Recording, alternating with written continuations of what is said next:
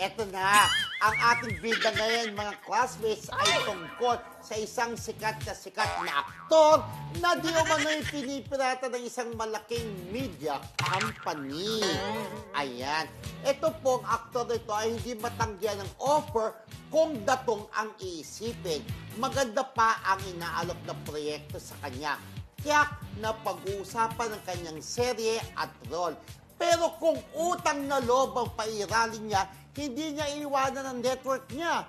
Balitang matatapos ang kontrata ng aktor sa network na nagpasikat sa kanya. Pero dapat siguro bigyan ng mas bongga, malalim na role at serye ang aktor para hindi na siya magdalawang isip na mag-over the background. Mas bongga kasi ang role na nagagawa niya sa pelikula at talagang kumikita. Kabaligtaran sa mga TV series na ginagawa niya, nasoso lang ang dating. Diba? Alam mo, itong actor na to, sikat na sikat siya. Isa siya sa pinakasikat, o sabihin na natin na doon sa isang network na kinabibilangan niya, parang dalawa silang pinakasikat na lalaki na nandun. Siya ang hot diba? property. Hot property. Parang masyadong ang daling hulaan ngayon ng parang blind Carvey item Martin, natin, hot property. Naalala mo yung movie niya? Ako naalala ko, hot property.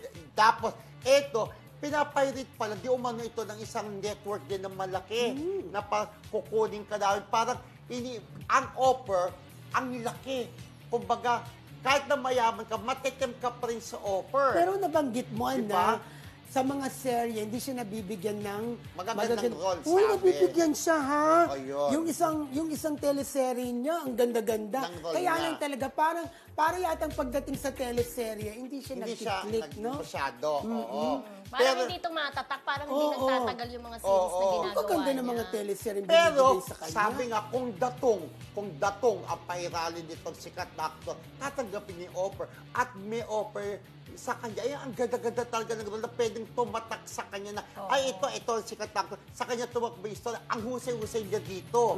Diba? So, pero kung utang na loob, mag-isip pa rin ako dito sa nagpasikat sa akin na istasyon. Pero palagay ko hindi siya aalis. Ako lang, sa tingin ko hindi aalis siya, di ba? Kasi sunod in fairness sa kanya, sunod-sunod naman yung project sa binibigay sa kanya nitong network na bilong siya. At saka ang yaman niya, ha? Yes, din niya na kailangan ng kondatong, di ba? Yes, oo. So, wala na po kung sino tinutukoy namin ng isang sikat na actor na di umano'y inoperan ng isang network para lumipat sa kanila. Ayan, tapos na daw po, ay, matatapos ang kontrata niya doon sa kanyang istasyon na kinabibilangan. Abangan natin. Kung Ang pangalan namin ni Romel ay nagsisimula sa letter R. May letter R siya sa pangalan. Yes! Ay, ang dali-dali naman May letter R din siya sa pangalan, ha? Letter R. Oo, diba? Paano mo, Richard Gutierrez? Kaya lumipat na si Richard, di ba? Kasi si Richard sa Kapamilya Network, sobrang happy siya, no? Sa kanyang career doon. Inform Ayan, sa yes, kanya. pero Romel. At kagaya ng promise namin kanina,